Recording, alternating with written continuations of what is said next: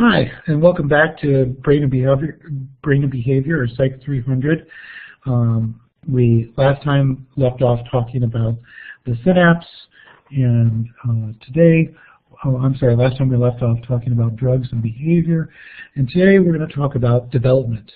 And our goal is to talk a little bit about how we build, or how the central nervous system is built during development, talking and focusing on the cortex, how we build the cortical system, because we see that same program or approach is applied to other neural structures or systems. We'll then talk about behavioral development, talking about how behavior changes, and we'll see that there are some interesting relationships between the development of the central nervous system and certain behaviors that come online at certain times. Then what we'll do is we'll talk about the effects of the environment, how an individual or organism's environment can come to impact the development of the central nervous system and behavior. Then we'll end with a discussion of plasticity, this idea that the brain can change or can adapt to different kinds of events. And I think it really provides some insight to when there is some type of brain damage, we can couch it in the context of how the central nervous system develops and ways that the brain can compensate or change to help someone improve after those types of brain damage. So we'll talk about plasticity last. So to get started, we'll talk a little bit about the gross development of the central nervous system. And this will be a little bit of a review from our neuroanatomy section, because we spoke a little bit about this in trying to segment that neural tube. So this will be a little bit of a review. So in day one, we see fertilization, where the sperm meets the egg, and we then, after day one, start to see the cell division that takes place, and the zygote will divide multiple times until day 15, where we see the formation of the embryonic disc. And the embryonic disc, we can see here, kind of looks a little bit like an egg over izzy, where there's a flatter part and then there's a thickening. Well, that thickening then starts to elongate, and then down the midline, what we see is the formation of the neural groove. By day 21, there is this thickening down the midline of the embryonic disc, and you can see, like we spoke about before, how if you were to take a sheet of paper and push it together, there would be this little furl or this bubble, and then as those two sides touch each other, they'll pinch off and turn into the neural tube. And remember, from day 24 on, the neural tube does basically three things. It gets longer, it gets thicker, and it bends. So in day 25, you still see that tube, that neural tube, very much a tube, but what happens is the telencephalon, the diencephalon, the mesomyelencephalon, and the spinal cord, they start to bend, they start to thicken, and then they elongate to where around 100 days you see a very similar, it's not anywhere the complexity that we see with an adult central nervous system, but we see some fundamental elements there in the central nervous system. We see that this process continues from months 5 to 9. The cortex rapidly develops. Remember, that's part of the telencephalon. That's the cortex, the basal ganglia, and the limbic system. Those are becoming much, much larger, and they're the most rostral end of the neural tube. And it continues to develop and expand rapidly. So we see a great deal of development from 5 months on till birth. Now, we'll talk about some of these different processes in more detail, but what I like about this graph is it really gives you a representation of this, what's happening in terms of brain weight and body weight over the course from conception until birth and then beyond. And we see that there are dramatic changes that are taking place from conception until birth. And then afterwards we see that that kind of plateaus off a little bit. First, we see right around the 9th week or so, there's this huge increase in neurogenesis, but largely, which neurogenesis is the birth of new neurons, we see that largely that process is done by birth. Now, it's never completely done. That's why it remains a very thin line here. Still in adulthood, you do see in several areas in the brain neurogenesis, or the birth of new neurons. Now, after we have those neurons being born, we see neuronal migration. That's where, after those neurons are born, they start to migrate, or they have to go where they're needed in the central nervous system. During that migration, they start to differentiate, depending on what type of neuron they'll be. And finally, we see that they'll continue to mature throughout life here by increasing or decreasing synapses. So there's a lot of stuff that's happening prior to birth that's mostly concluded, such as neurogenesis, migration, and differentiation.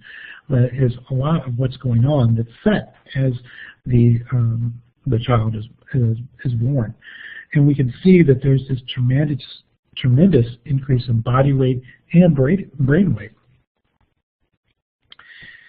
So let's dig down a little bit deeper and talk about some of the specific things that happen in the development of the cortex, that big change in size and shape that we saw there.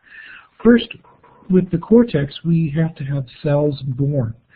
And cells are generated from stem cells. Now, stem cells have the unique capacity to either make more stem cells, or they can make progenitor cells.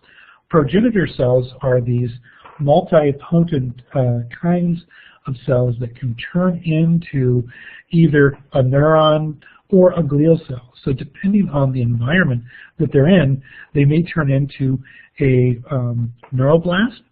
That is a cell that is going to be, will eventually turn into a neuron, or a glioblast. That's a cell that will turn into a type of glial cell. And that specialization takes place on site as it's migrating and as it gets to the position in the central nervous system where it'll be for the rest of the organism's life. So we can see that a stem cell can either make more stem cells or these progenitor cells. A progenitor cell then will turn into some type of blast cell, whether it's neuroblast. That means that from that point on, it will only turn into a neuron, or a glioblast. That means at some point it'll differentiate into a specific type of glial cell. And we talked about those glial cells, such as an oligodendroglial cell, providing myelination for the neurons in the central nervous system, or astrocytes. Remember, astrocytes are important for the formation of that blood-brain barrier. These could be neuroblasts can turn into interneurons, sensory neurons, motor neurons. They can project over long distances. So any kind of neuron is going to rise from these neuroblasts. Now, after we've generated these cells, what we need to do is have them migrate or move to a certain part of the central nervous system. Cell migration in the cortex is pretty interesting because we have these radial glial cells that start from the innermost portion here of the cortex. And so remember, the cortex is just part of that neural tube. So you have that central portion, which is the ventricle, and then that tube gets thicker and thicker. And what happens is the neurons derive here, the stem cells are found here in the subventricular zone. That's where those stem cells are made. And then they migrate out at almost in much the same way as you would make a baseball. That you do make the first layer, and then you add the second layer, and then you add the third layer, and you continue to add layers or wrap that, and that's where most of the thickness or the growth of the neural tube occurs, is that you establish that first layer, and then the neurons have to migrate through that first layer of cells to form the second layer of cells. And so that continues. These radial glial cells provide a substrate or a physical structure for the neurons to migrate down. So if we look at this picture here, this is part of that neural tube that we have removed, and we're focusing in here, and we can see these blue lines are the radial glial cells. And so you would make your first layer here, and those migrating neurons would stop there. But then what would happen is the next, after you've established that first layer, the next set of neurons that are generated would have to then move through that first layer to make the second layer. And they're always following those radial glial cells that provide a direction to migrate, and that chemical environment as they're moving through there also is important for telling the cell what type of neuron to develop into. So again, the neural tube, as it develops, it elongates, bends, and it thickens. A lot of that thickening is putting down layers of neurons, and then subsequent or the following set of neurons will migrate through that initial layer, and then they'll stop. So that means the neurons after that will have to migrate through the first, second, and then they'll stop after the third. And so there's that migratory process where you start with the innermost layer and you're building on the way out. And they follow those radial glial cells. Now, how do we tell what a neuron will be, or how is that determined, the fate of a neuron, or even the glial cells? And part of that is done as the cell is migrating through those layers. There is this idea that we have this uncommitted neuroblast or glioblast, and then as it starts to migrate, there is this progressive decision process where we can divide this into, well, it's definitely going to be a neuron, it's not going to be a glial cell, and then if it's migrating, it's going to be some type of projecting neuron, and it's now going to be a pyramidal neuron here. So both there's a basic plan for what a neuron should be, where it has dendrites, a cell body, and axon, but on site it's specialized. I like to think of it like how you might make a house or an addition to a building. That you get a bunch of 2x4s that are cut at a certain length, and then as you need them to frame in a window or a door, you cut them based on what you need to make those dimensions. So if you're adding on or you're making a little barn or a shed, you get a bunch of 2x4s, and then you'll have to cut them to make the window or a door to sit them on side. So there's the basic plan for a neuron or a 2x4, and then as it gets on site, the intracellular environment is going to determine the types of cells that they'll eventually turn into. So that's how we see cell differentiation happening. It is that during the migration, they're getting committed to a certain type of cell, but as they get on site, that intracellular kind of environment, the local molecules that are there, the other cells that are located there are going to determine whether this is going to be a simple interneuron or if this is going to be another type of projection cell that's going to be used in the neural communication. Now, cell maturation, we see that axons actually grow quite fast. So once the cell's migrated to where it's going to be in the central nervous system, we see that those axons then have to start sending out projections to search for information. So this is one aspect of the development of the central nervous system.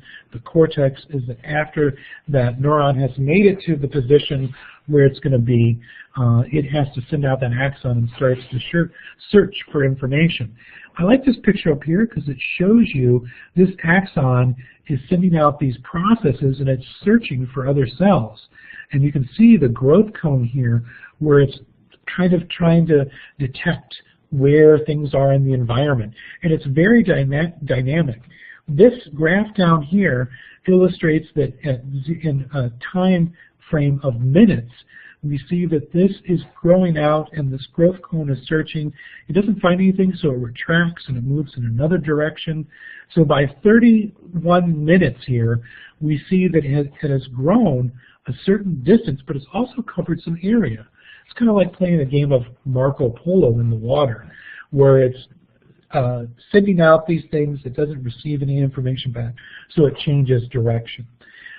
There are two aspects to help guide the axon in its search for its target cell to connect the visual system within the central nervous system, connect the auditory system, sensory systems, or connect muscles with the appropriate neurons from the cortex. There are two principal signals that are important. First, cell adhesion molecules are proteins that are expressed on the surface of neurons. So remember, we talked about the DNA and how we can synthesize certain proteins from DNA, and that process is important for creating a lot of different proteins. Well, the cell adhesion molecules are part of that process, that they're the surface of certain cells, and once that axon has connected and touched one of those cell adhesion molecules, they can either formalize that synapse or that connection, or they can say, oh, that's the wrong cell adhesion molecule, and it's repelled away from that neuron, preventing that synapse from happening.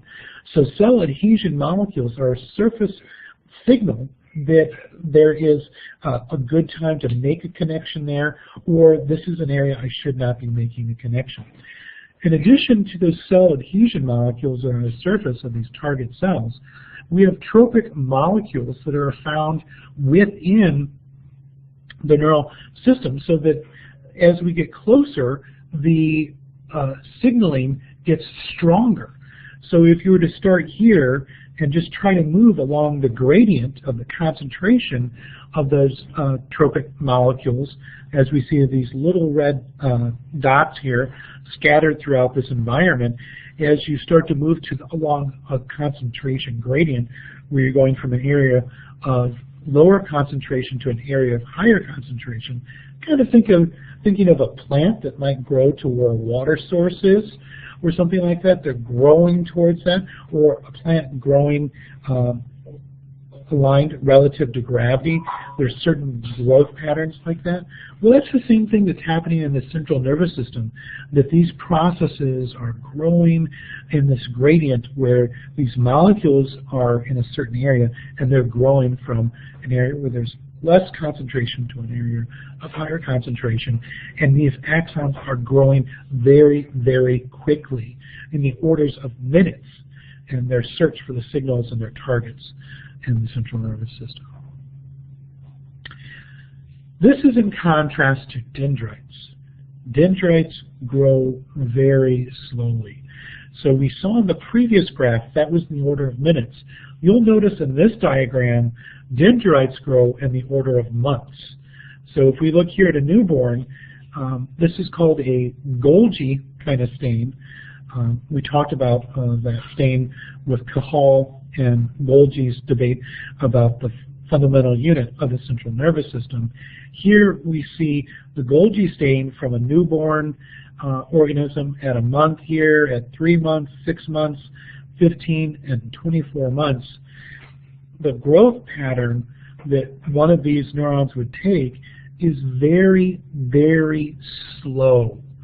So these grow much more slowly than what we see an axon grows. So suggesting that there is this kind of unique communication system that's driven by the axons growing as well as the dendrites responding to those axons, making those connections. So there's a difference between these growth that we see of dendrites and axons. So after the cell maturation, we have because the axons are reaching those dendrites, we see that we get some synaptogenesis. So that's where the axons are synapsing on those dendrites. Obviously, there are other types of synapses occurring on the cell body, or even like we spoke about with the last chapter, those or the previous unit, those axonic kinds of synapses. But we see that from birth, there is this progressive increase in the synapses throughout the central nervous system. What's interesting is that there are different patterns of increase in synapses depending on the types of tissue that you look at. When we talked about the cortex, we saw that we could divide it based on lobes. We could divide it based on the sequence of processing information. There's primary cortical tissue, secondary cortical tissue, and tertiary cortical tissue. Remember, with primary cortical tissue, that's the first time the cortex gets any of that sensory information. It's just with one sensory system, and it's very low-level processing. Secondary cortical tissue is still just within one sensory system or modality, but that is higher-level processing. And tertiary cortex, that is the highest level of processing in the cortex, and that involves processing information from multiple modalities. We saw that the prefrontal cortex had a lot of that tertiary cortical tissue that was high-level processing of information pulling from multiple sensory systems. Whereas the striate cortex, or the visual cortex, is part of that primary cortex, so very low level, back in the occipital lobe processing of visual information. And what we see is that these, comparing primary cortical tissue to tertiary cortical tissue, shows a very different pattern of synaptogenesis. Here we see from conception, already we're getting a higher density of these striate cortex areas. So the synapses are much more higher in numbers than what we see relative to the prefrontal cortex. So this purple line, which is kind of hard to see, you might have to adjust here a little bit more your view of this graph. What you see at this top line is the number of synapses, or the density of synapses in the striate cortex, and we see that they're much larger at birth than what we have in the prefrontal cortex. Now, after birth, they continue to rise, but what you'll notice here is that it reaches a plateau. So the striate cortex reaches a certain plateau much earlier than the prefrontal cortex, but then the prefrontal cortex continues a much longer period of developing or increasing that density of synapses.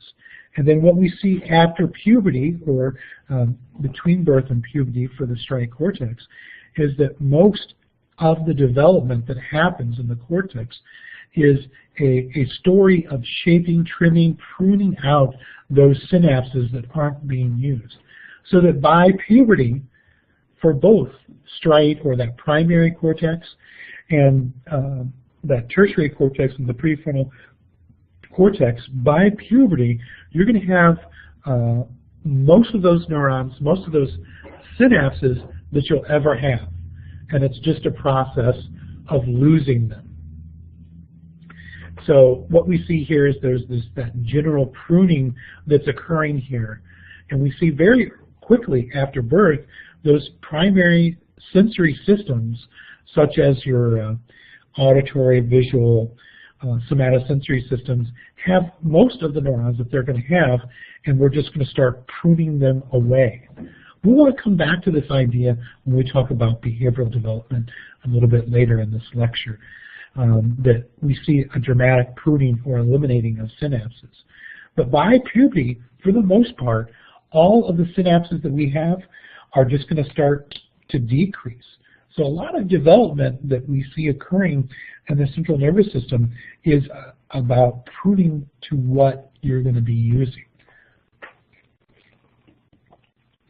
So synaptic pruning is a significant aspect of development in terms of what we see going on in the central nervous system, where we have this amazing bloom or generation or synaptogenesis occurring from conception to birth, and then depending, and we'll see evidence for this, depending on the environment, we're going to prune away what we're not using so that we get a more specialized neural system for processing information. And by the time we reach puberty, a bulk of those synapses are just going to be set, and then as we get more specialized, we're just going to continue to prune away those synapses.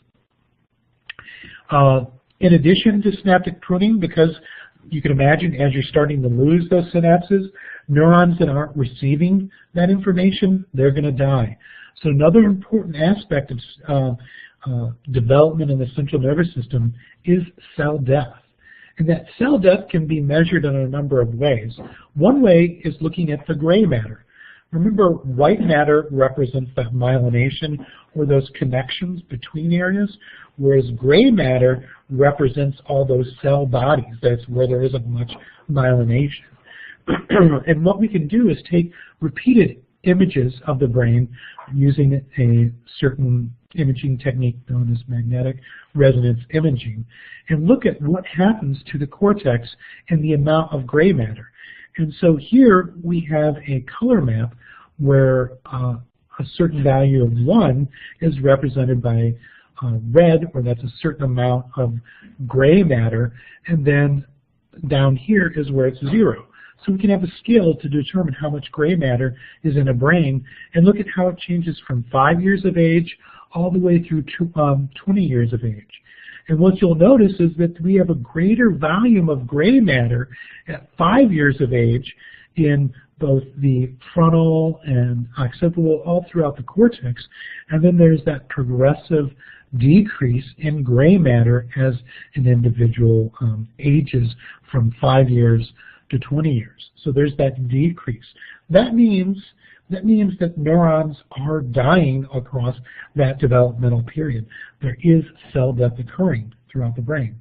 Now there's one really important caveat, and that is there are certain areas where we see increased thickening of that of gray matter of that area, and or increased thickening of the cortex. And that is found in certain areas of the brain that are related to language function. So when we look at these two bottom graphs here, or pictures of the brain, I just want to point out here's mostly the frontal lobe here, here's the parietal lobe, here's the occipital lobe, here's the temporal lobe located here.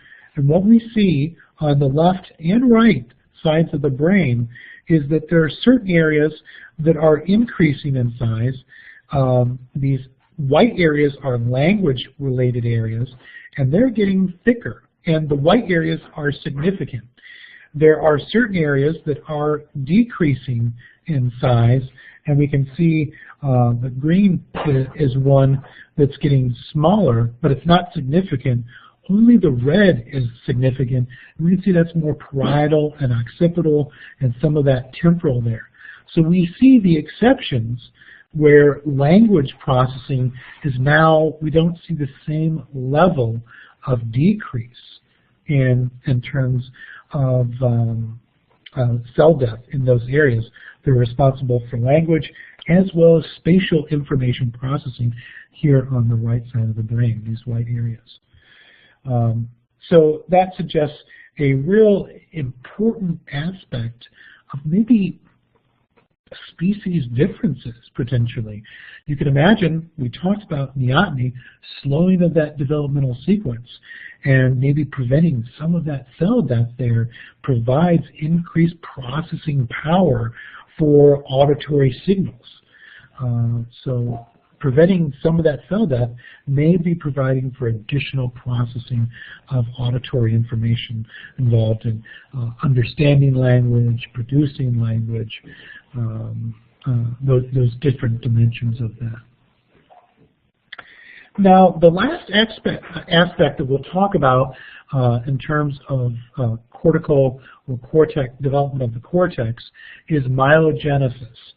Myelogenesis is the fact that we're going to be wrapping those axons with the myelination. So those oligodendroglial cells that provide myelination for the central nervous system, we see that it doesn't occur uniformly across the cortex. And in fact, most of the primary cortical tissue like we talked about, that's that low-level processing of information, are the first areas to be myelinated. The next areas to be myelinated are secondary cortical tissue, with the very last areas to be myelinated are the tertiary cortical tissue, or those multi-sensory processing areas of the cortex, such as part of the parietal lobe, part of the temporal lobe, and definitely the frontal lobe. And remember, what did we talk about with myelination in the central nervous system and the peripheral nervous system? We spoke about how important it is for communicating information, because with the cable properties of the neuron, if it's just bare and exposed to the environment, that action potential will start, but it won't be able to be maintained at the same level to keep it above that -50 millivolts to jump to the next node, or where all those sodium-potassium channels are located. So as it spreads out, it'll drop down below that -50 millivolts and your signal will stop. But providing the myelination, then those neurons become online and now are allowed to process information more effectively. And it's interesting that we see this myelination occurring throughout the lifespan, and really what we see is it continues into throughout the lifespan, but big bursts in myelination are observed with certain kinds of hallmarks of behavioral development. We see that a lot of the myelination in the frontal cortex continues into an individual's 20s in the frontal cortex. So those areas that are myelinated last are some of the areas involved in the most high-level processing that we see humans engage with. Some of that, like we said, language, executive function, attention, a lot of those really important behaviors that we think are somewhat uniquely human. So myelogenesis, or that wrapping those axons in myelin, are the really another aspect, important aspect of development, and it proceeds in a way where the first areas to receive myelination are sensory motor areas, low level, secondary cortex, or that higher level processing still within one modality is next, and then the highest level of, or the last area to be myelinated, is that tertiary cortex, and it's involved with those multisensory processing of information. So that's the sequence of myelination, and it continues across the lifespan, but we do see where there's bursts. And so a bulk of the myelinating of those tertiary cortex occurs during young adulthood in those tertiary cortex. All right, so now we've kind of given you a rough thumbnail sketch of how the cortex, how we build a central nervous system. I think of it more like how a sculptor begins the process with a large rock, and then it chisels, the sculptor will chisel away the different parts to make that image that they are trying to gain or end with. And we start with many more synapses and neurons than we need, and because of experience, what we do is we prune away those units that we're not using. I think another thing to take away, and I hope this is a recurring theme in this lecture, and it'll become more apparent when we talk about the effects of environment and on the central nervous system, is that there's a long-held view or principle in neuroscience of use it or lose it. So if you're not exercising, you're not engaging those neural centers of the brain, you're not using those structures will be pruned away. So that's why it's so important at a young age to have individuals engaged, actively involved in things. We'll look at evidence of this, but what we see is that if you're using it, you'll keep it. But if you stop using that area of the brain or that structure of the brain, it will be pruned away. Okay, so let's turn to behavioral development, and we like to, I kind of conceptualize this from two different dimensions, but understand they are related to some degree. But I talk about it in terms of motor development and cognitive development. In terms of motor development, if maybe you've had a sibling or maybe your own child or something, you've been able to see this process. Researchers have seen the way motor systems develop is they start from fairly simple, unorganized movements that become more coordinated. And so within movement, within forelimb or hand movements, arm movements, what we see is the emergence by 2 months of age, simple kind of orientation gestures, where a child will try to direct movement towards an object. So that means there's some type of sensory detection of the object and being able to direct the hand towards that object. Now, it might not be able to grasp it at that point in time, but at least there's a directionality that's emerging, or an orientation to certain objects, such as if a child drops a pacifier at 2 months, they may be able to try to indicate where it's gone or show some type of movement in that direction.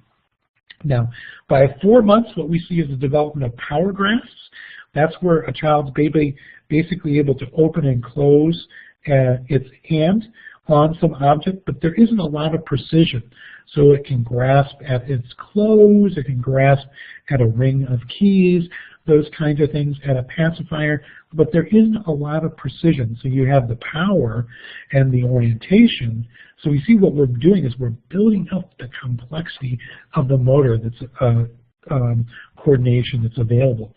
First, we have to be able to direct it towards objects. Then we have to be able to coordinate grasping at a more gross level, just these power grasps.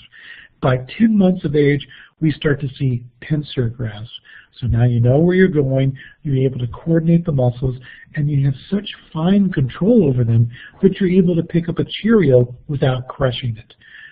So there's that really important coordination of, think about picking up a Cheerio. First, you have to have some visual information of where the Cheerio is. You have to be able to coordinate the muscles to be able to open and close. And then you have to be able to use the somatosensory information to know that when you're touching it with the right amount of force, not to crush it and turn it into dust. So that's the kind of sequence we see happening during motor development.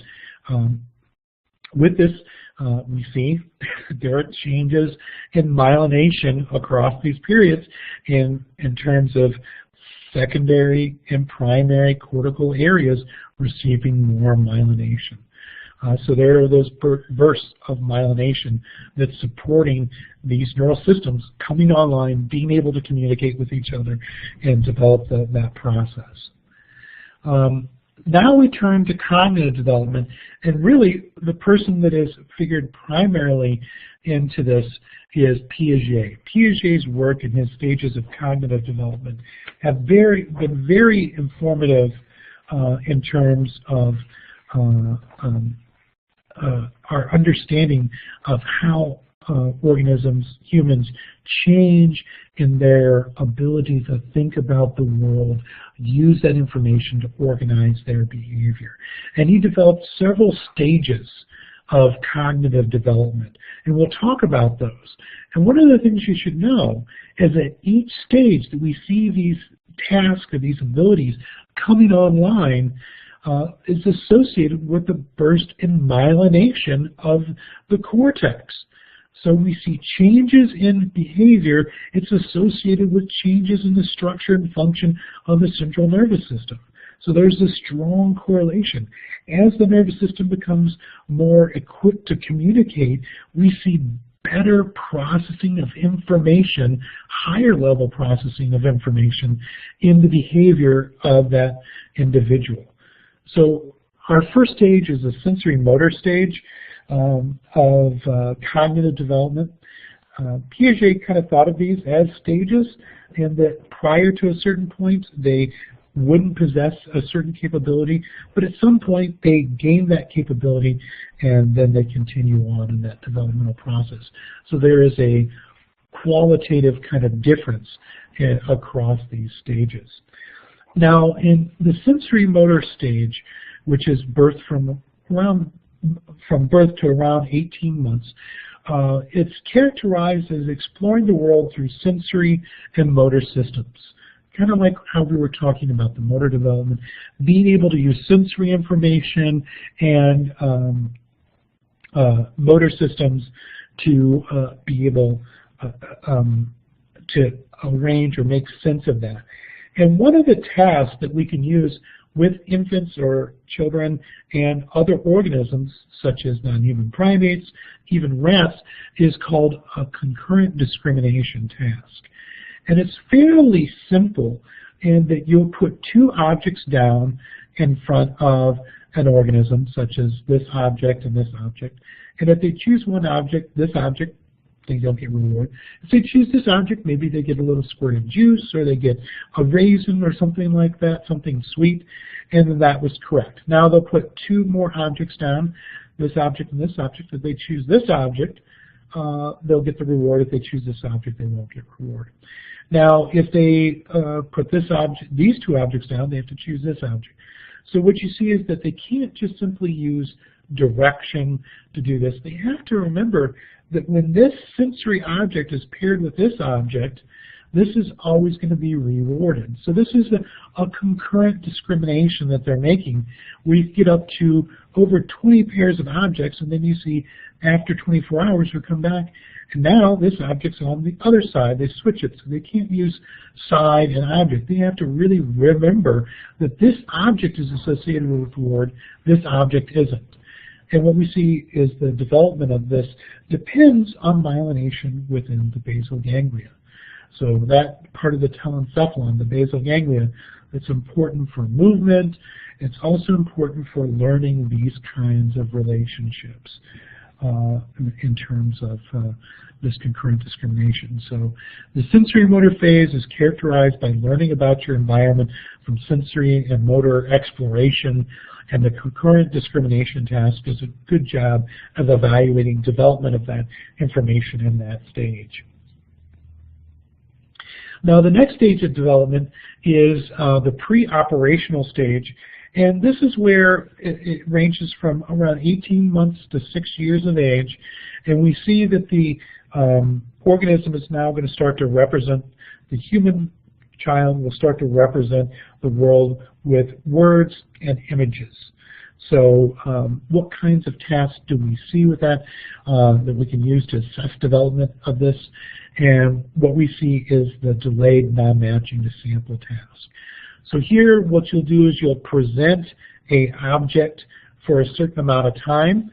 They can touch it, they can do whatever they want with it, it's removed, and then 15 seconds later, so 15 seconds later, they're presented with an identical object, as you can see here, and a new object. And what they have to do is not just simply select the old object, but actually select the new object that wasn't observed before. So they have to encode a rule for this, always go with the non-matching object, and keep that memory supported or represent that information over the 15 seconds. So they have to keep that information in mind for 15 seconds, and the rule, the general rule, of not to select the previously viewed object that was presented, or this delayed non-matching to sample procedure. During stage 2, children will be able to do this, develop this capacity. Earlier in this stage, they won't be able to do this. The nice thing, because we have a non-verbal component, we can look at the development of non-matching to sample in non-human primates, or even rats, and look at how certain environmental conditions can influence this development of this process. What we see here is that there is a growth spurt in brain mass associated with the associated with increased myelination. We see that part of that increase in myelination occurs in the temporal lobes with the stage 2 or this preoperational stage of cognitive development. I do have to emphasize this stage does not require any kind of logic to do this. All you have to do is represent the simple rule of choose the new item and be able to maintain what that item was in memory for 15 seconds after it was presented and not available. So there is some representational aspects to this. Now, our next stage of development, or stage 3, is concrete operational stage of development. And this is where children start to think logically about concrete items. And I think the best, one of the best kinds of examples of this is the conservation of mass. This idea that if you present a child that's not yet acquired this or transitioned into this kind of concrete operational phase, they are going to be seen in this frame that 2 beakers are filled with equivalent amount of water, but if one of those beakers is poured into a graduated cylinder and the child is asked which one has more, they will select the graduated cylinder with that larger amount or that higher level of fluid, ignoring the fact that the mass hasn't changed, just the shape has changed.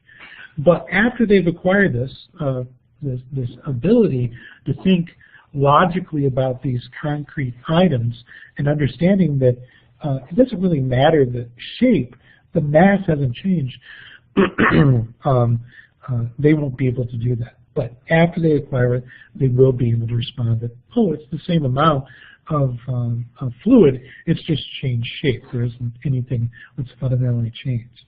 You could try the same thing with Play-Doh, where you have 2 balls of Play-Doh, then you roll one out and you say which one has more, and they'll select that Play-Doh that's longer. They're attending more to a dimensional aspect, such as height here, rather than the idea that the fluid can take many different shapes, but the mass, the amount of that fluid hasn't changed. So this is an example of a task that someone who's entered or has gone through this concrete operational phase or being able to think logically about concrete items should be able to do. Again, there's no abstract thought available here in this stage.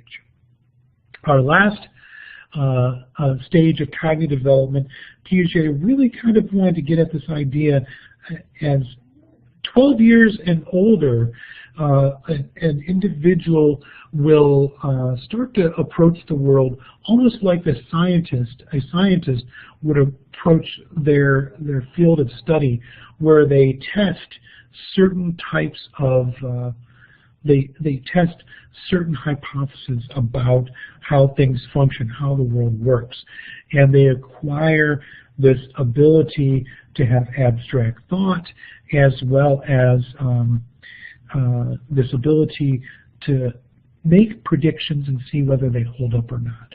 And so after 12 years of age, we see people developing this formal operations kind of skill set, or they are processing this ability to think logically about abstract items. And a good test of this is transitivity, a transitivity test. And you can kind of see these on certain intelligence tests where they ask you about relationships between different people. Here I have a simple example. Elvis is taller than Madonna. Madonna is taller than Michael Jackson. Michael Jackson is taller than Ozzy. Ozzy is taller than Marilyn Manson. So it's asking, what is the relationship between these individuals? So we can train people. With individual relationships. What's the relationship between Elvis and Madonna? And what's the relationship between Madonna and Michael Jackson? Or Michael Jackson and Ozzy? Or Ozzy and Marilyn Manson? We can train those individual relationships there and then say, what is the relationship between Madonna and Ozzy? So if you've encoded or you've seen these little aspects of how the world works or these relationships, are you able to tie them together into a coherent theory of how the world works and then make a prediction from that? Somebody that has successfully navigated this stage 4 of formal operations is going to be able to do that and make that correct relationship. And so here we see that we're relying on language heavily, but we can adapt this to look at non-human primates, pigeons, many different organisms, and it's by using pictures. So this work has been done extensively in the literature with non-human primates, where they looked at this transitivity and seeing when this develops and what factors influence this development, this highest stage of cognitive development that Piaget kind of talked about or thought about. And so that's been used extensively. This ability to go through the stage 4, when we see this occurring 12 years or plus, we see again another burst of myelination. Here we're seeing it occurring in some of those tertiary cortical areas, those areas that are processing information from multiple sensory systems. And you can imagine when you're thinking about this, it's recruiting a lot of sensory information about who these people are, visual, auditory, those kinds of characteristics, so that you can try to represent, well, what is this relationship between these two people? So again, this is providing you an idea of how behavior develops. Just like we talked with movement, how movement developed, we can see that cognitive development changes in a way, and we see changes in the structure, changes in the function of the central nervous system that are correlated with these changes in cognition, cognitive development. So now we want to turn to this idea of how the environment can influence or impact the functioning of the central nervous system and behavior. And I want to present to you several examples of this, make an argument that provide evidence for an argument that the development is really dependent on an organism's interaction with the environment. It's a really important factor.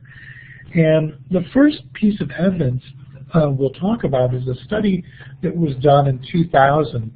And it's getting at the idea that even the prenatal environment of an organism, while they're still, they have yet to be born, that environment that they're in can have a dramatic effect on the structure of their central nervous system and presumably their behavior, the organization of their behavior. So what the study did is they took a group of pregnant rats, also known as dams, and they either let them stay in their normal shoebox cage. It's a smallish cage, about 2 feet by 1 foot, and let them stay in that cage. Or they did 2 different types of manipulations. One is they let the pregnant rats explore a very complex environment like you see here. This is called a condo, where there's ropes and there's ramps and there's other rats, there's little plastic things to interact with. It's a very complex environment while they're pregnant, and then they were removed after that. And or they had another group of pregnant dams that they just pet. They would take them out of their shoebox every day, and they would use a brush, and they would pet those pregnant dams or those pregnant rats. So they would pet them every day. And then they wanted to see, after they gave birth to that litter of rats, and that litter of rats, they became adults, and then they took their brains and they looked at their neurons. They looked at their glial cells, not their glial cells, but their pyramidal cells. So remember, this is a Golgi stain. This should look familiar to you. We've seen some of these stains before in our lectures. And what we see here is that pyramidal cell body. Here are these dendrites coming off here, showing places where there could be connections or synapses. That's what those bumps look like. And here is what a drawing of a pyramidal cell from an animal that was either in the petting condition or condo housing condition looked like relative to one that just stayed within the normal housing conditions. You see that there are many more branches coming off here. So in utero, just having that rat prior to being born in a mother that was allowed to run around in a really complex environment, or being petted, their skin touched every day, produced a dramatic increase in those offspring in adulthood. So that prenatal environment can change the adult central nervous system in a way where, because there are more branches, there's more availability for synapses. And remember, what happens at synapses? That's where memories are formed. So we're talking about this increased ability to learn or encode information from the environment by just changing the prenatal environment.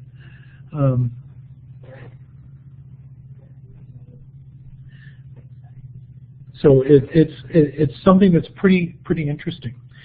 Now, after we see evidence here that the prenatal environment can come and influence the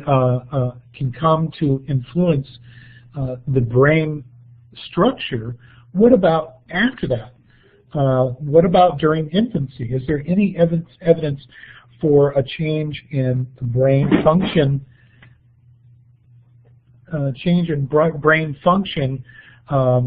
During infancy.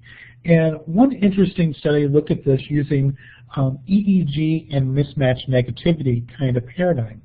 Basically, here what we see is this infant here that has a bunch of electrodes attached to the scalp.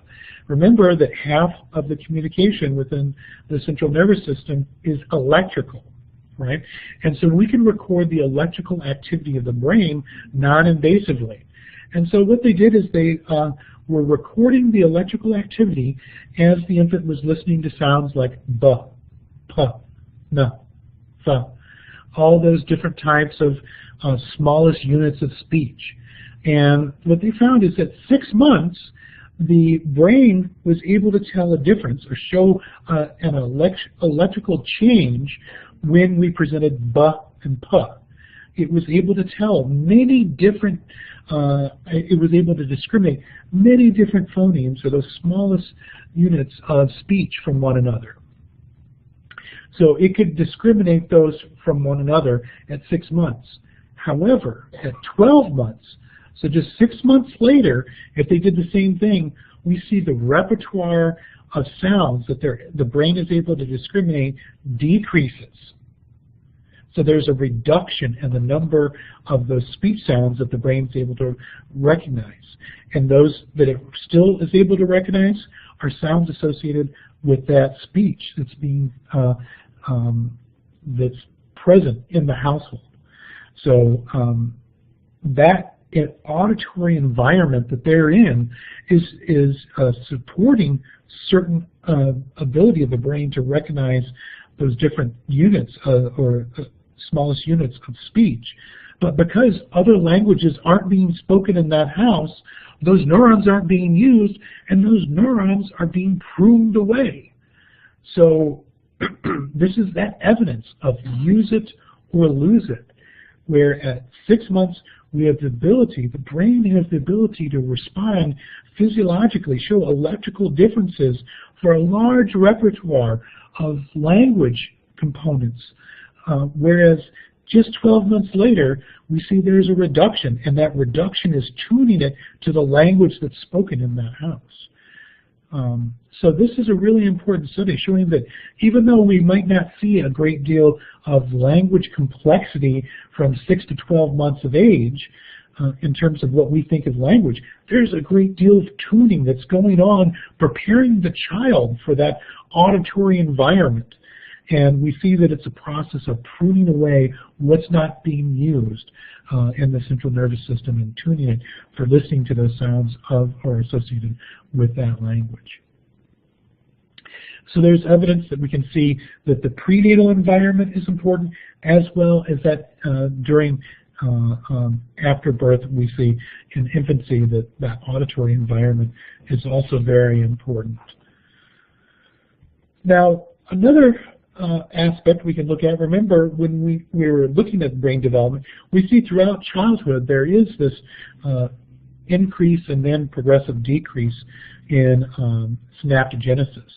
One of the interesting studies that looked at this was looking at children that played stringed instruments, so a violin or a cello, and what they were doing is looking at the size of the cortical map of the pinky that they use on the string instrument when it was touched.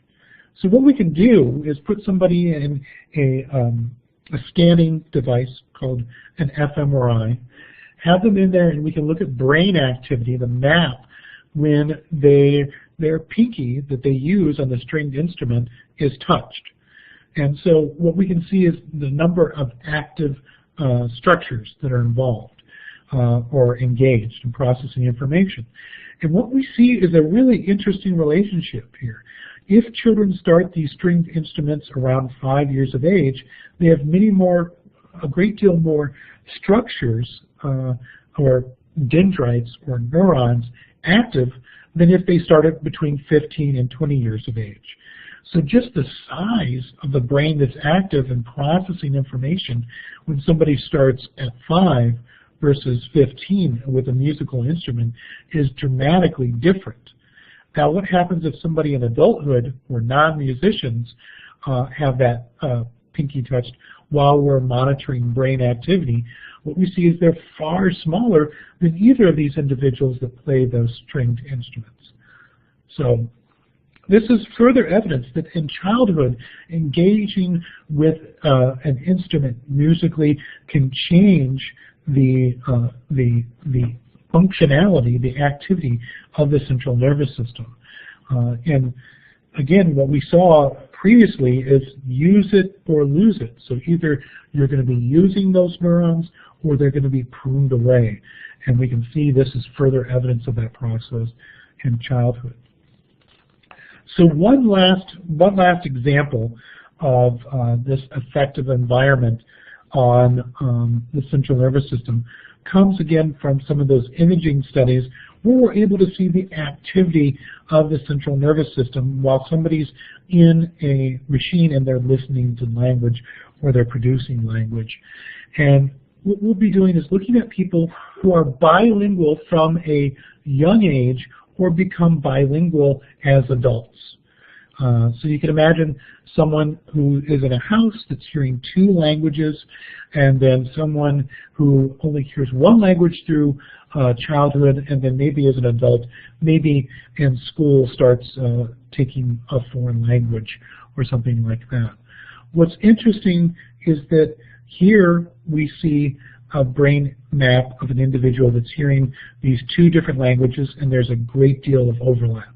That's someone that we see as bilingual from a very young age. Here we see the brain map of an individual that became bilingual as an adult. So both of these individuals were scored on some bilingual, so that they had some level of proficiency with speaking 2 languages. But what we see is that there is this functional difference between the areas that are represented, where now one language activates one area of the brain and another language activates another area of the brain. Whereas if you're bilingual from a very early area, those a very young age, those areas overlap. And you can kind of think of that. I don't know if you've had the opportunity or taken any foreign language classes, but for me, I took it much older, and I often had to do that translation in my head. So I'd have to think about the word in English, then translate it to French, and then try to say the French language. Whereas when you have this overlapping area, you may think more fluidly in both languages. or that might be your phenomenological kind of experience that you have with that. But this is illustrating that depending on when you're exposed, much younger age, you see the representation of those languages tend to overlap. But if you're much older, you see that those areas tend not to overlap. And that may, for example, while they both would be qualified as bilingual, if we look at how long it might take one to do a task versus another, it might take those people who are bilingual as adults a little bit longer to complete the translation task.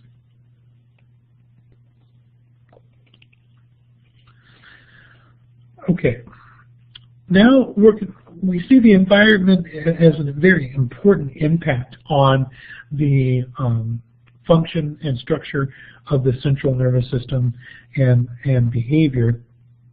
Now we want to talk about plasticity. So what happens in terms of as we get across the lifespan, what happens if there's some type of brain damage that's sustained? Does the brain have any ability to respond to that, and does it vary across the lifespan?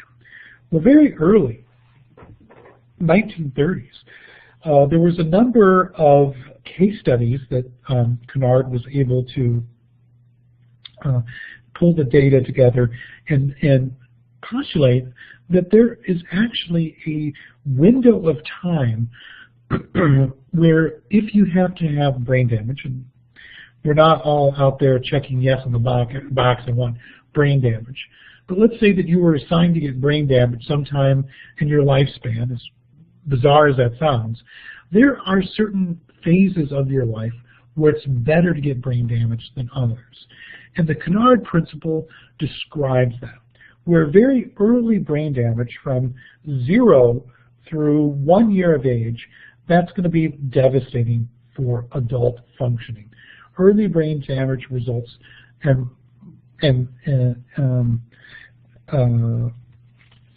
so from 0 birth through 1 year of age, what you see is that there is this period where you have greater deficits and you don't really recover. You're not going to recover from them. However, from 1 year through 5 years of age, if a child has some type of brain damage, what we'll see is that they'll have a greater ability to recover, and it really seems to be focused on language. So language is typically represented in the left hemisphere. So if you have damage to the left hemisphere from either 1 year through 5 years, what happens is that this child will have a reorganization of the right hemisphere and is able to then process and have normal adult language function. However, after 5 years of age and up, later on, and this is why it's very difficult for people that have a stroke in the left hemisphere, they will not show a great amount of reorganization to rescue language. So we see Kennard argued that earlier brain damage results in more recovery than observed later in life, with that special period between 0 and 1 year of age. But from 1 year through 5 years, that seems like if there's damage that occurs there, they tend to do better. After 5 years, there's that gradient after 5 years of age. What you see is it's progressively more difficult to get rescuing and improvement in function. And what we see is that language seems to be rescued. So again, from 1 through 5 years of age, what we see is if there's damage to the left side, the left hemisphere, language survives. Now there are some costs. There is some cost associated with it. First, language is going to be represented in the right hemisphere instead of the left, and that comes at an impairment to visuospatial function, or being able to use certain visual information, processing information, for example, maybe about faces or something along those lines. Being able to do arithmetic, mental arithmetic is going to be compromised with damage to the left, because there's a finite amount of neural tissue, but that right hemisphere is going to rescue language to support that in adulthood. Now, damage to the right hemisphere, does that mean that there's going to be a compromised language function in some of those visuospatial functions? No. You will lose the visuospatial function. Language will still be represented in the left hemisphere, and language will survive in adulthood. So there's something special about language in this observation in terms of from 1 age through 5 years of age, where language is rescued, and it always comes at a cost of this visuospatial function. Visuospatial function cannot crowd out language in the left hemisphere. So that's the one cost that we see, both in damage either to the left hemisphere or the right hemisphere, in that 1 year through 5 years of age, if there's some type of damage. Now, considering what's going on developmentally in terms of the number of synapses and myelination and other processes from 1 to 5 years of age, researchers would love to be able to understand this amazing amount of plasticity that's present in that 1 to 5 years of age. If we can understand that plasticity in terms of development, why is there so much ability for that right hemisphere to rescue language from the left hemisphere? If we can understand that chemically, if we can understand that structurally, then we might be able to unlock that plasticity for someone in their 60s or 70s that's had a stroke, and then allow that other hemisphere to take over functionality so this person can regain language function. And the question is, how unique, or is this a principle that operates in other animals? And so a study that was done by Colvin Gibbs in 1993 looked at giving basically a frontal kind of cortex lesion in rats. So up here you can kind of see, here's the rat brain, there's the cerebellum, here's the cortex, that's the olfactory bulb there. And what they did is they damaged the frontal cortex at different points in time. And then they had an animal that didn't receive a lesion or damage to that area. So we had a control animal, we had an animal that had a lesion at day 1. So that would be like between birth and 1 year of age is day 1. And then 10 days after birth, they received damage, and that would be like in that range from 1 year of age through 5 years of age. And they wanted to see, would there be a special period where damage to this part of the brain would result in some type of unleashed plasticity and potential improvement in behavior later on after they had recovered from that. Now, I should tell you that if you damage this area in adulthood, you have devastating kinds of effects on behavior. One of those behaviors, so in a rat that's an adult, 90 days, you damage the frontal cortex. What happens is they have problems learning where a hidden platform is in a water kind of maze. So you put the animal in the maze, they'll want to swim around, and then there's basically this little submerged platform. They'll really struggle to find it. They'll have a long latency, a very long latency to find it. This study was looking at control rats in adulthood, rats that at 1 day had this lesion produced, or rats at 10 days after that. And what they did is they looked at their performance in the water maze, and they also looked at the surrounding cortical tissue, the Golgi. So here, let's first look at a control neuron in adulthood. And so here is a control rat, and what we see is there's a number of processes that come off of it.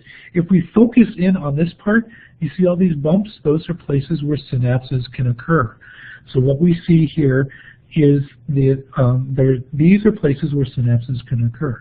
Now, a rat that has that damage to the frontal cortex at day 10, first of all, you see there's much more reorganization.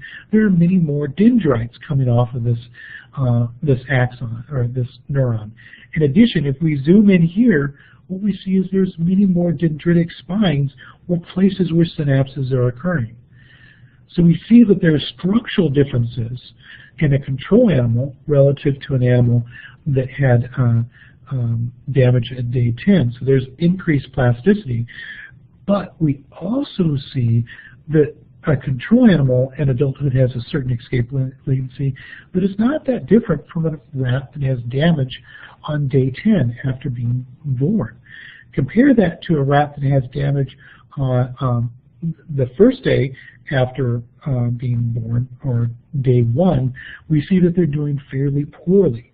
Now, like I said, if you wait until adulthood to give this lesion, or if you do it on day 20, you'll see that the similar bad performance, in the water maze.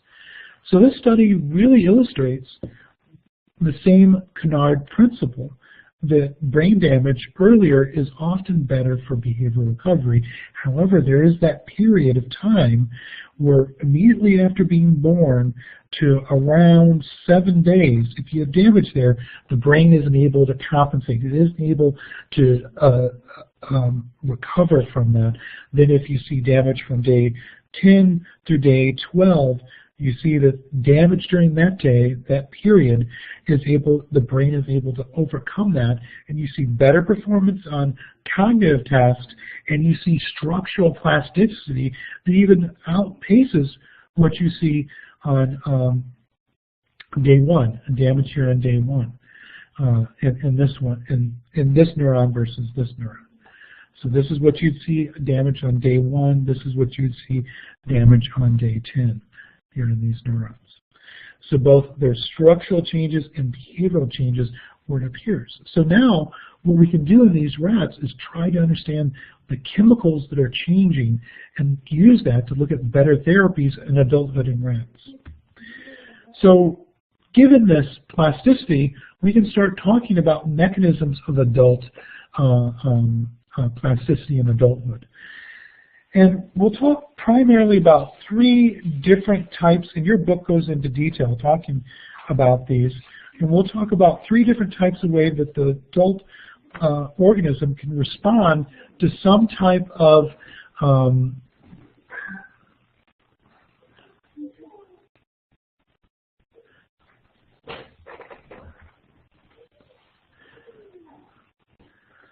so we'll talk about 3 different types of way that the plasticity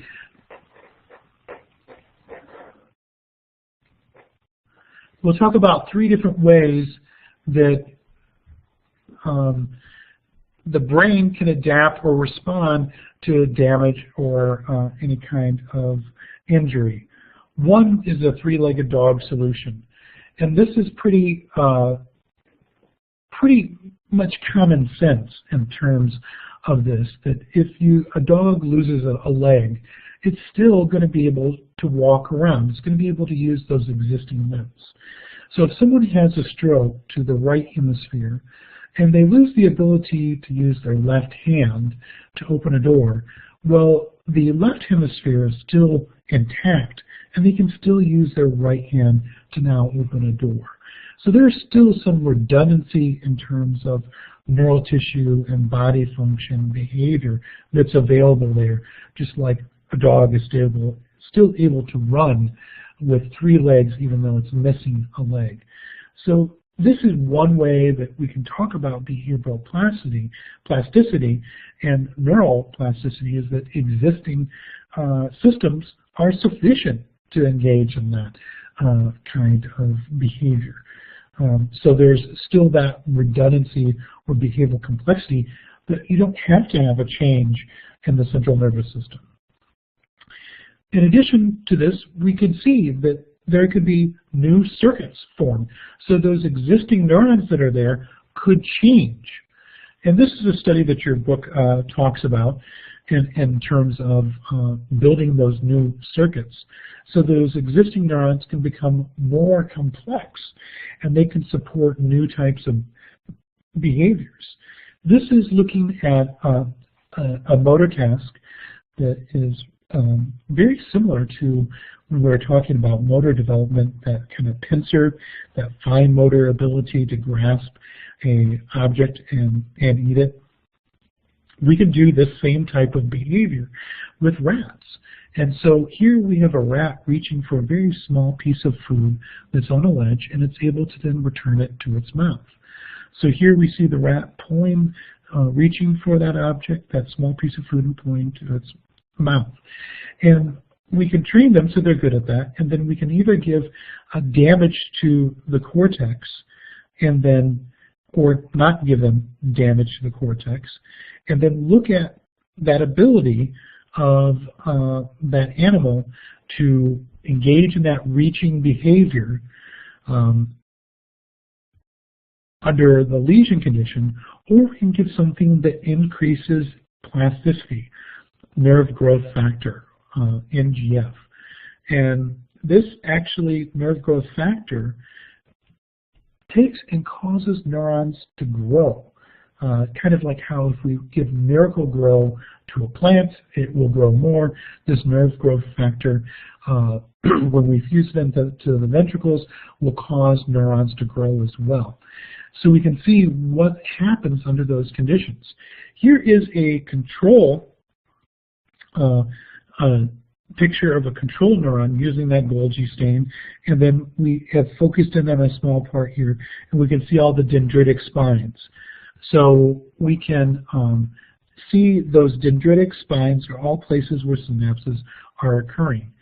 And here is a control animal where it's receiving this nerve growth factor, and there is an increase in the number of dendrites, but also, if you look over here, there's an increase in the number of dendritic spines. What we see is that this is clearly increasing plasticity, but it's still just one neuron. We see this neuron is getting much more rich. Now here's an animal that's received a lesion, and we're taking this cell from an area of the remaining motor cortex. We can see that there's far fewer dendrites coming off there, and there's far fewer dendritic spines. And that translates to an impairment in this reaching for this object. So they may reach, they'll knock it off the edge, or they'll get it into their palm and they'll drop it, or they'll just completely not be able to reach for it. That's what we would see after a lesion. But when you give nerve growth factor and the lesion, here we see that there's an increase in the dendrites. There's also an increase in the dendritic spines as well. And with the nerve growth factor and this lesion that simulates a stroke, we see that they have an increased ability to reach for those items. Now, nerve growth factor doesn't readily go through the blood-brain barrier, and so we're still trying to look at this and investigate this treatment for people with stroke. But understanding the development and understanding these compounds or these mechanisms of plasticity could translate to significant advances in treating people that have strokes, so that maybe they can live a more independent life with their stroke or other brain pathology. So again, this is all related to developing a new circuit or taking existing neurons and increasing the plasticity within them. Our last mechanism of plasticity in adulthood is looking at neuronal replacement. And this ties into this idea of, can we build a new central nervous system? Can we add some fundamental units to the central nervous system? And one way that people have tried to attack this is looking at stem cells. Remember, stem cells have that ability to generate more stem cells or those progenitor cells. So if we put those into the central nervous system, do we have an ability to rebuild that brain from those simple units? And one of the studies that we'll talk about was done in 2001, was trying to examine this in individuals that had developed Parkinson's overnight. Now, how did that happen? Well, in 1986 or a little around that time, there were some individuals in Southern California that had all taken an improperly prepared batch of heroin. And what was cut into the heroin, once it was cut and delivered was a compound called MPTP, which basically is a neurotoxin to dopaminergic neurons. So prior to taking the drug, they had absolutely no symptoms associated with Parkinson's disease. After taking this heroin, what happened is the individuals overnight developed full-blown Parkinson's disease because this drug had gone in and damaged those neurons within the substantia nigra. And we talked about that when we were talking about the basal ganglia and those dopaminergic projections in from the substantia nigra. And so they developed full-blown Parkinson's disease overnight. And they were young people, very intent on trying to find a cure for this. And so they went over to Europe, and they had stem cells. This is a bit much later, from 1986. They had stem cells implanted into their basal ganglia. And what we're looking at here are PET scans. These PET scans are showing the concentration of dopamine. So we're able to visualize dopamine in the central nervous system where it's at. And so this is what you would see in an individual that had a normal central nervous system, didn't show any kind of, didn't have any kind of Parkinson's disease. Red indicates a high concentration of dopamine. So when we see red and yellows, that means there's a lot of dopamine there. In these individuals here, we can see that there's just a lot less red, and it's a little bit more blue here and here. So these are people that had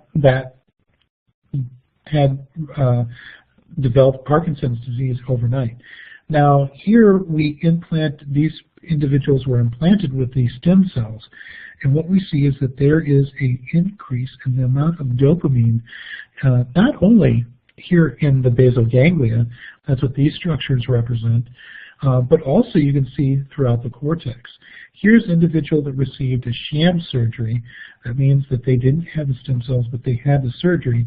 And before and after, we see that they are not showing that same increase in dopamine. With that increase in dopamine, they did see improvements in their symptoms associated with that Parkinson's disease. But with the progression of this disease, I'm sorry to report, like with L-DOPA and treatments along those lines with Parkinson's disease, they developed tolerance, or they showed that their symptoms returned back to that initial state. So although it provided hope for a short time, we see that there was that kind of return back to some of those initial symptoms associated with the disease. Further work is needed, looking at this ability to rebuild the brain or try to use these stem cells that have the potential to give rise to more stem cells or these kind of progenitor cells that could turn into neurons or glial cells as a potential treatment from these devastating neurodegenerative disorders such as Parkinson's disease or Alzheimer's disease. So this is another potential mechanism for plasticity in adulthood. So that concludes this lecture, and what you'll want to do, again, as you've been doing hopefully throughout, is taking notes as you're listening to the lecture.